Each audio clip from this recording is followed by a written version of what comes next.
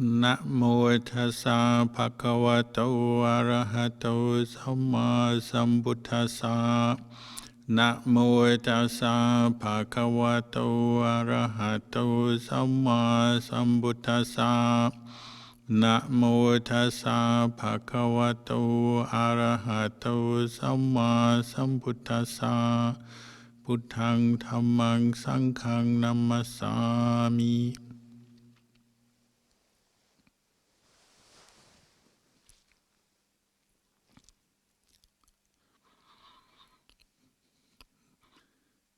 Tonight, we're talking about the quality of mudita, the third of the four Brahmaviharas, divine abidings. This term is not so commonly discussed in the Buddhist teachings, but it's there, and it's usually translates as sympathetic joy, or altruistic joy, or unselfish joy is another one. And as we were just meditating, it's the theme of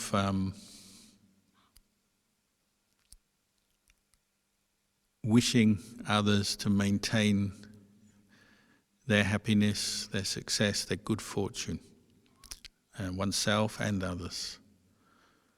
So it's particularly the direct opposite of resentment, jealousy, envy, which, as we all know, society is full of. All of us fall into that from time to time. But like all the other Brahmaviharas, one of the reasons you don't hear the word mudita quite so much is because when you practice metta, the first of the Brahmaviharas, the one we talk about a lot, loving kindness, friendliness, it really emerges out of it. So if you develop the thought, the aspiration to wish others well, thoughts of goodwill, kindness, then if you encounter somebody who's suffering, then quite naturally your mind will turn to the thought, well, may they overcome their suffering, and that's karuna, compassion. And similarly, when meeting in oneself or others success, happiness, it's metta turns into the wish for them to maintain that success, that happiness. And this is usually easily developed with people we're close to who we like, so good friends, maybe people in our family that we're getting on well with, particularly parents, and in Buddhist circles, particularly teachers. So when a monk or a nun has a birthday in Buddhism, if their teacher, their students will often come together on their birthday, and the way you celebrate is by expressing mudita citta, the mind of mudita. So that may be in response to the feelings of gratitude and appreciation for that teacher. Say last month we had Lumpur Samedo's birthday, so there were lots of messages of mudita citta for Lumpur, in appreciation for the good he's done, wishing him to have a long, happy, healthy life out of mudita, appreciation and a wish for him to be happy and healthy in his old age.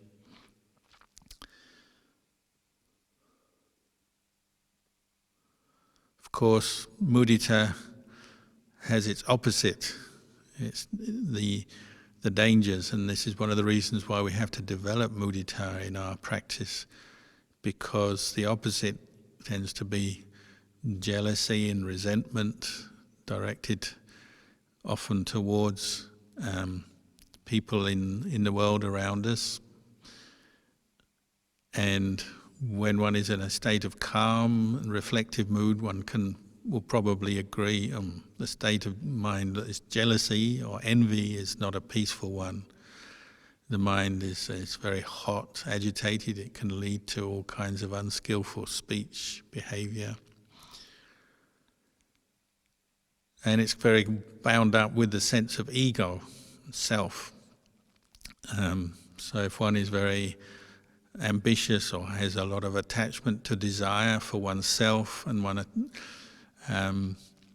sees one's own happiness and success in terms of getting ahead, getting on, getting more wealth, getting more status, more power, more position in life, then often when other people get it and we don't, then the mind, if we're not careful, quickly falls into jealousy, rivalry, resentment. So it's an antidote to that. The development of mudita is both a cause for the arising of peace and contentment in our heart, and it's also the result of when the mind is peaceful. Mudita tends to arise much more naturally and much more easily. And it's a very necessary quality to develop, especially in this day and age, because our world now is a very materially based world. Most people live in cities, and in a city you have to pay the rent, pay the bills, you have to get on, you have to earn your living. And it's so easy to fall into this way of thinking and seeing everyone else as competition. We compete in education, compete for jobs. Once we're in a job, we compete to get on, to further ourselves. We compete on social media to be popular or liked or to get a profile and so on.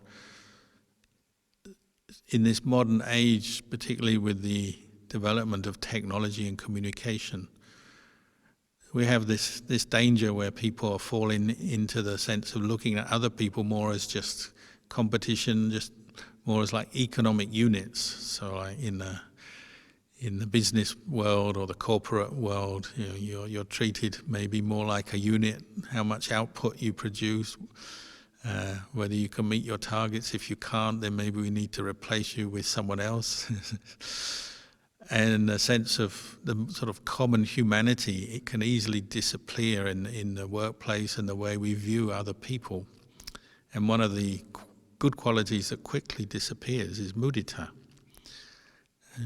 It's hard to feel good about someone else getting the promotion that I could have got, but they got it first. But this is the challenge, this is the task, and maybe this modern city living, corporate mentality that we're having to face and that is affecting us now, maybe this is an opportunity for us to really go back, see the suffering of it, and go back and see how we can bring up these more human qualities, such as the Brahma-viharas. Of course, sometimes they do naturally arise in our lives. So maybe it's just sharing in the happiness of a friend. And if you have that experience, say a friend, they get their promotion or something works out for them, or somebody they've been ill and they've finally recovered from their illness perhaps. When these situations occur, it's good to stop and pause and just try and recognize the quality of mudita in your mind at those times, because it's so often hidden. We're so often not very familiar with it as a feeling, as an emotion, just sharing in the joy of others. It is more automatic with our friends, but if one develops it both as a theme in one's daily life and then also as a meditation, it will start to manifest at different times where we're noticing the feeling of sharing in someone else's happiness and success.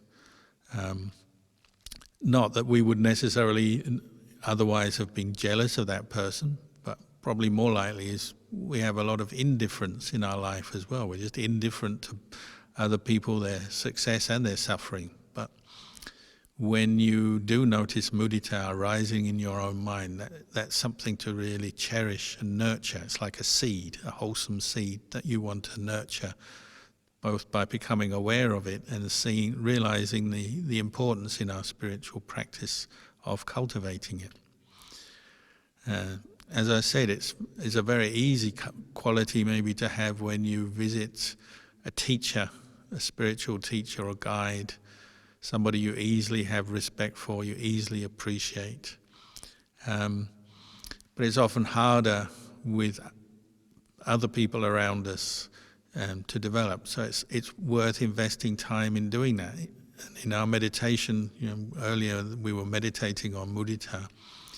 Something one can do is just literally go through all the people one knows in one's life, particularly the ones members of one's family, people we associate with in our social group, the workplace, and so on.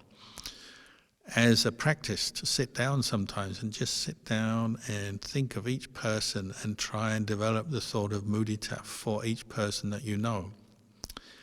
And at first this sometimes seems difficult. Well, what do I know? Have they got any success? I don't know. Maybe we're unfamiliar with the whole practice. And so it's something you need to work on little by little, gradually developing it. As I said, noticing this positive emotion when it does come up into your life, in your experience, and then other times actually consciously cultivating it. And there's many things we can focus on when cultivating mudita. It's not necessarily just a material thing like, oh, my friend did get the job, they pass the interview, they pass the exam. And these are the most commonly sort of thought of when situations where you might have mudita for somebody. But any person born in this world as a human being, you could say you could have mudita for them. This is looking at things in the big picture. To be born as a human being, the Buddha always reminded us, is our great good fortune, because a human birth, you have intelligence, you have this body, a mind that is ready to learn from experience. It's the most suitable birth to practice the Eightfold Noble Path for liberation, for nibbana. So it's something to be happy about, even though the human realm is also bound up with suffering and our lives we do experience suffering, but the opportunity to learn and grow spiritually is there. So whether it's ourselves or others that we are experiencing resentment for, unhappiness with, this is a reflection you can bring up at any time, that somebody has been born as a human, they have the potential for nibbana even. And this is something very special, and you can feel good about that. You can have joy for that person. What we tend to do in the course of our life is get caught up in the details of relationships and situations, and we forget the big picture. So sometimes it's worth stepping back and doing this as a conscious practice. And like the other Brahma Viharas, you practice mudita, it's called a boundless meditation object. Meaning it breaks down boundaries, it's limitless, or it's immeasurable. When one is developing mudita, one is seeing the value of supporting and wishing well and encouraging others and wishing them to maintain the happiness that they have achieved, whether it's short-term happiness or more long-term happiness. You're seeing that it's good for you, it's good for them. And this is very important, particularly when you're considering maybe people you don't like, people you're indifferent to, or people you actually don't like, people you may consider as an enemy or remember as someone who's harmed you.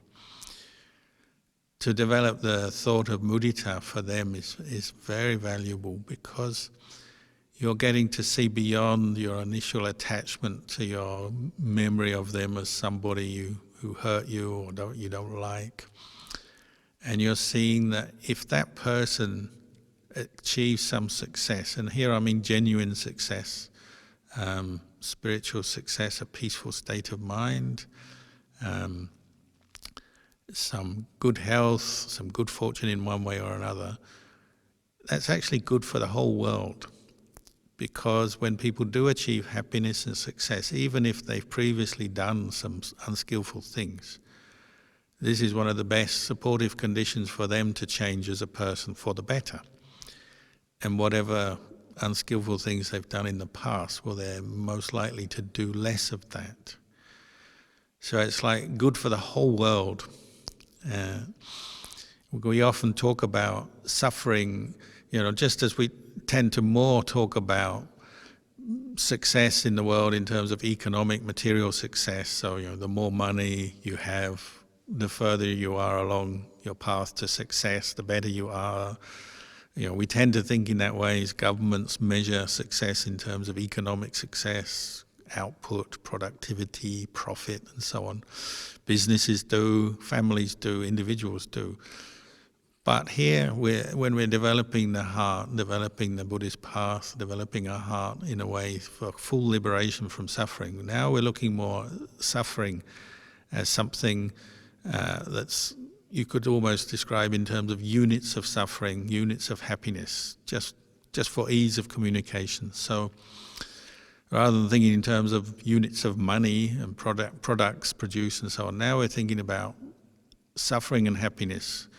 So when you practice mudita for someone that you don't like, perhaps, or has hurt you in the past, even though it may be very hard and take a lot of practice, if you come to think of that person and you notice or you hear or you're aware that they've achieved some happiness, success, and you share in their happiness and you have the wish for them to maintain, to continue with that happiness, it's good for you in the sense that the overall suffering of the world has been reduced by a few units because of that person's happiness. The overall happiness of the world has increased by a few units, and that's going to have a knock-on effect to everyone around them, everyone in the world, however small, in a positive way, a good way. So even having mudita for your enemies or rivals is good for you. And this may not immediately be obvious for you because of the in-depth sort of the ingrained sense of who we are, our ego, our pride, our conceit, and then this often conditions the arising of jealousy and envy when other people that we see as competitors do well ahead of us or before us. It doesn't really sit well in the mind, but if you work at it, you'll start to realize it's actually in our own interest, and it's good for them, it's good for us, it's good for everybody. So the practice of mudita is not an easy practice, but it happens, it develops, and what you'll notice is if you practice any form of meditation, not just meditation on the practice of mudita, when your mind feels more calm and relaxed, it's much easier to access the thought and the intention of mudita. And it quite often arises spontaneously.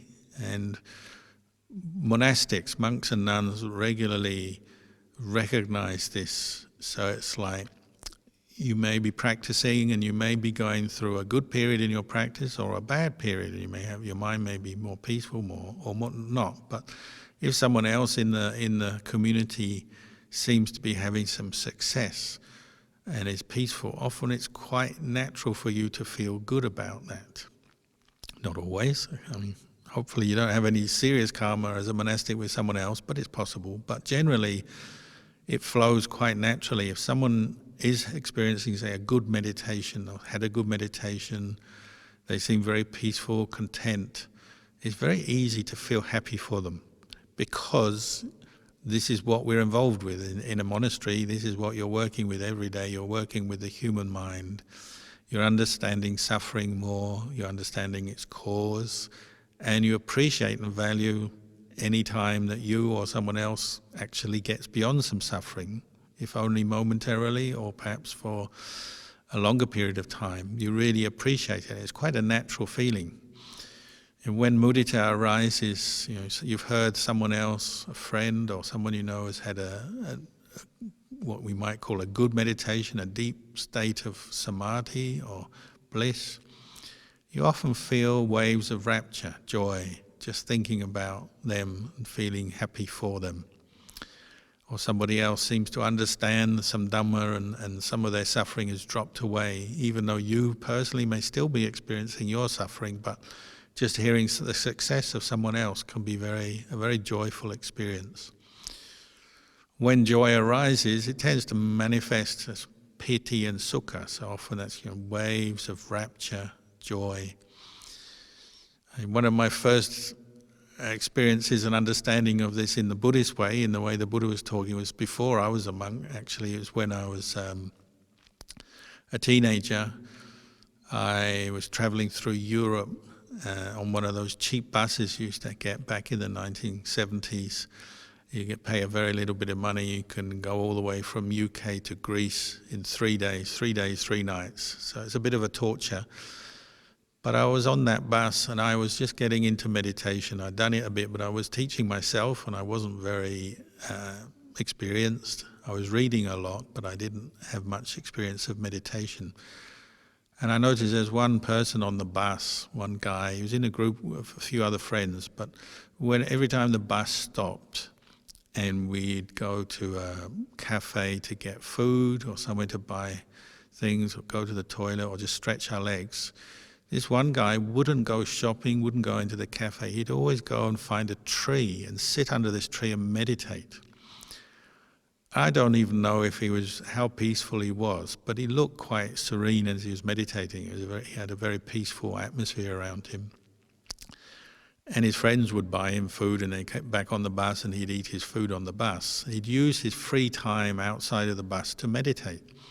And he kept doing this over and over again through this 3-day journey.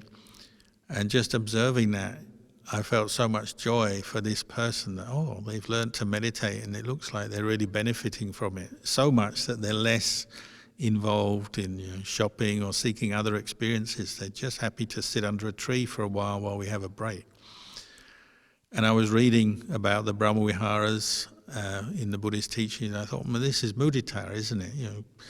When someone else does have some success, some happiness in their practice, you can share in that. And just even if you only have a little bit of joy, it's a very powerful feeling because it's completely independent of any sort of sensual experience, material experience. It's just the joy of your own heart inclining towards Dhamma, the good Dhamma, the wholesome Dhamma, maybe stimulated by hearing about or seeing somebody else, but it's just recognizing the goodness of that experience. In Thailand, and generally in the Buddhist world, they have this other word very closely related to mudita. It's anumodana. And you'll hear this all the time. When people make offerings, the monks chant an anumodana in appreciation of the goodness of that act. Or you'll see lay Buddhists, when they hear somebody else has made a donation to charity or done some meditation or gone on a retreat, they may say, anumodana, I appreciate the good that you've done at this time. So it's a very commonly used term and an expression of a very good feeling in Buddhist circles. It's used quite a lot. And it's just that appreciation of the good others have done. It's very closely linked to mudita. And mudita is really that, the happiness that you generate through your practice, you want that to last, to continue for yourself, for others. Anumodana is maybe a more specific expression of appreciation for a good act done. But nevertheless, they go hand in hand. And you notice as your mind does incline towards the Dhamma more, you reflect on Dhamma, listen to the Dhamma, practice it more, then you'll be noticing the good that is being done around you in the world more and more. Your mind becomes more sensitive, more open to it. And it's a source of joy all the time, quite easily. It could be a news article, two people talking about some event and their friend. It could be your own direct experience of someone. And occasionally even it's your own recognition of your own good fortune in your life, a particular incident or situation. But your mind will open up more to this more and more, and it will condition the arising of many other very wholesome qualities. So mudita also supports the arising of this sense of appreciation, anumodana. Maybe even supports the arising of the sharing of merit or dedication of merit. So when you have anumodana, you see somebody's done something good and you express your appreciation, then you can, or you've done some good yourself, you can also dedicate it to others and share the merits. Again, a very closely linked quality of mind, the sharing of merit. Again, some people, they in the beginning of their practice, they think, if you practice mudita or practice anumodana or sharing merit, are you somehow going to lose your merit because you're sharing it with others or sharing in the success of others? But not at all. It's quite the opposite. Your own mind is growing from that. It's like a seed of goodness is being nurtured through that act. So there's no question that you're going to lose out on your merit or your goodness and your happiness by sharing it with others or appreciating it others. It's just a different kind of happiness. And our human mind is a bit like that. It's subtle and it has many levels and different types of happiness. So mudita is quite a subtle one like that, and anumodana the same.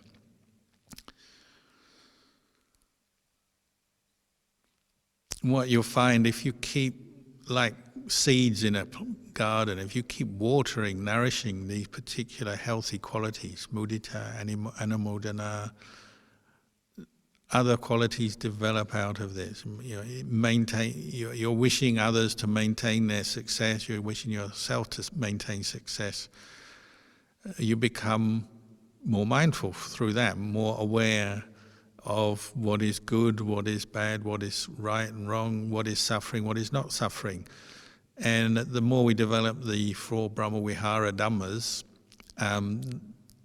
you see that you can bring each one to the front in the appropriate situation. So of course we're not always witnessing or experiencing the good others are doing. Sometimes we're experiencing the suffering of others, but then we turn to karuna.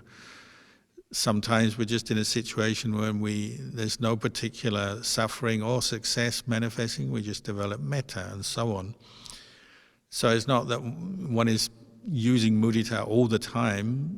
Each one of these Brahma-viharas are interchangeable depending on the situation. So as one practices them more, one becomes more familiar with oneself, other people, or the situations one's in.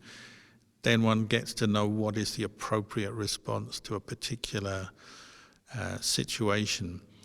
That's more when we're talking about Brahma-viharas in action, as you're going through your day, meeting people involved with the world and so on, because they're very much at the center of how we respond to living in society, living in the world. But when it's done as a meditation, let's say mudita for instance, as a meditation, at that point you do just focus on the one thing. You develop the thought, may I maintain the good fortune I've achieved, may others maintain the good fortune they have achieved, and you might focus on that as one object, one particular object. But as an attitude in daily life, where you interact with other people, sometimes it's the appropriate one, sometimes karuna or metta or upekkha is the appropriate one. When you become more established in these Brahma-viharas, then if you do meditate on one that particularly suits your characteristic, your personality, the idea is always to develop what we call a nimitta, or an object that symbolizes that Brahma-vihara. So with mudita, it may be a certain feeling of joy, rapture that you've experienced before, and as you focus more on that object, maybe reciting the words, focusing on the feeling, your mind and your mental energy can gather together, and the feeling of piti, sukha, joy, happiness can intensify, and this feeling of the mind gathering together in one place becomes very clear to you. And the most important thing with any meditation is that the 5 hindrances drop away when your mindfulness is continuous and you're focused on that meditation object. So whether it is metta, karuna, mudita, or upekkha, when one is mindful of the object continuously, a state of calm can arise and the 5 hindrances can drop away.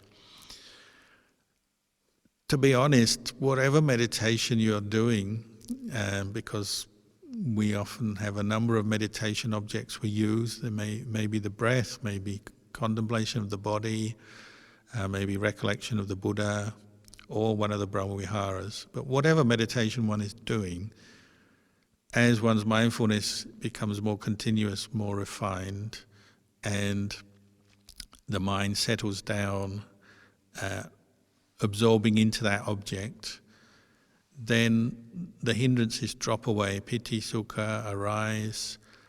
And as the hindrances drop away, and one of the hindrances is what we call ill will. So you'll find any meditation object will actually enhance the practice of metta, karuna, mudita, upekkha, even if it's not directly meditating on one of these 4 Brahmavihara objects.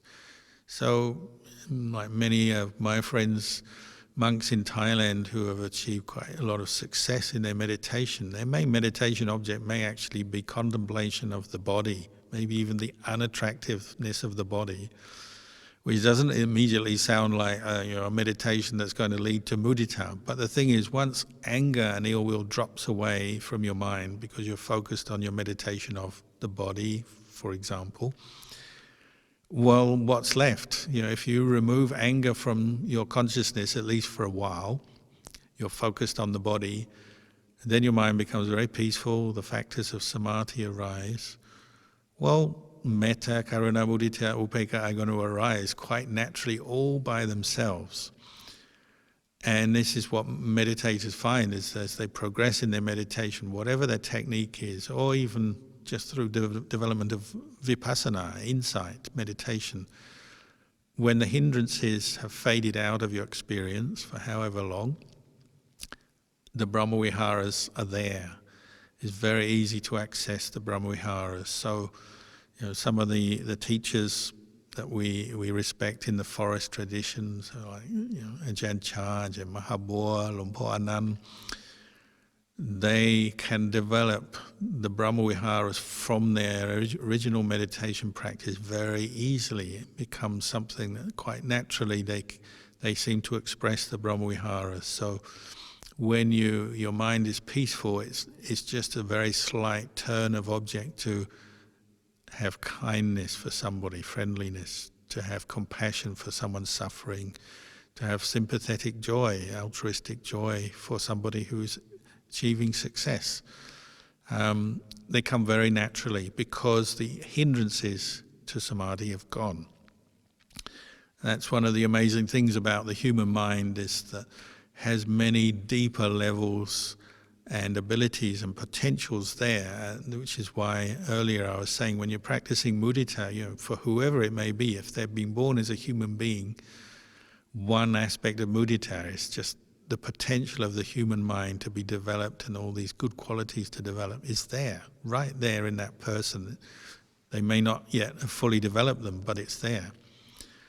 And our teachers have proven that, because when the mind is well developed, sila, samadhi and panya are developed, then one of the results is the Brahmaviharas are quite naturally flowing from their mind, just like water. We compare them to like water from a river or a big lake or even the ocean. Just very cool states of mind, and they can interchange depending on the situation, what's appropriate. So it can be karuna, it can be mudita, and it's a very beautiful thing to see. These are the beautiful states of the mind. That's why they call the divine abidings. These are the dwelling places of Brahma gods. It may not yet be nibbana, but these are beautiful states of mind that, when developed more and more, make your mind beautiful, a beautiful place to be, a beautiful experience to have, even if only briefly. When developed successfully, well, they're the basis for samadhi, and then the Buddha's instruction was to continue to contemplate and to accept, well, these Brahmaviharas are certainly part of the path, but we also have to develop wisdom. And so one of the wise reflections one develops in contemplating after developing the Brahmaviharas may be to see that they're still sankharas, they're still mental formations that arise and pass away, and to turn back and reflect on maybe the limitations of the Brahmaviharas in terms of freeing the mind from the deeper attachments, greed, anger and delusion. One thing that, just in conclusion, the practice of mudita does help with the freeing of deeper defilements, because when you're practicing mudita, you're thinking of others, you're thinking of yourself less. Naturally, you're going to be reducing some of your craving and attachment. And you'll notice one of the reasons we do get jealous or envious of other people is, it often is based around sense experience. They get more than me, they have better things than me, better relationships, more wealth, better experiences than me. All of that is coming from one's delusion based on attachment to sense contact and sense objects. And when one does reflect on impermanence, even the impermanence of states of samadhi, the impermanence of one's body, the states of mind one can develop, one reflects on the impermanence of things, this reduces some of the attachment to sense objects. And the development of mudita helps there. Developing mudita and then reflecting on the impermanence of states of samadhi also reduces our attachment to the material world, little by little. They go together, they develop together. So today I've been talking a bit about mudita. I'd encourage you all to develop it, because it's a source of joy, continuous joy, and it will grow on you and it will help you. Often it's said, when you're bored, practice mudita. When you have resentment, maybe you watch the news and you see someone successful that you're skeptical about their success or what they've achieved, and you're kind of putting them down a bit in your mind, you're resentful of them, critical of them, try and develop mudita at that time. Or when you genuinely see someone successful, develop that awareness for them, whether it's someone in your immediate social group or family or someone on the news. Develop metta mudita more and more, and you'll find that you're constantly having a source of joy, noticing the goodness in the world.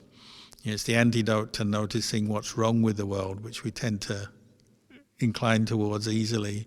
Notice the goodness in the world, notice the goodness in your life, the goodness in other people's life. Appreciate that more and more. It will bring you a constant renewal of energy, renewal of happiness. And you'll notice there is a lot of good going on in the world that people don't talk about. We always talk about the statistics, say, of coronavirus, how many people have got it, how many people died. The statistic they talk about least is how many people have recovered, and actually majority of people are recovering from it. So that's something you can have mudita for those people. All the problems in the world, we tend to go by statistics, don't we? Poverty and illness and economic hardship and all the different kinds of murders and suicides, all the kind of negative news, which is important. But what we tend to forget then is there are much larger numbers of people who are not experiencing serious illness, who are not being killed in conflict, or who are not having mental health problems. There's huge numbers of people who are quite successful and happy on a certain level in their life, and that's something to be happy about. So there's plenty of scope and potential for developing mudita in your life, but for now maybe I'll just wish you all to have lots of mudita. I have mudita for you, and hopefully you can develop that in your practice.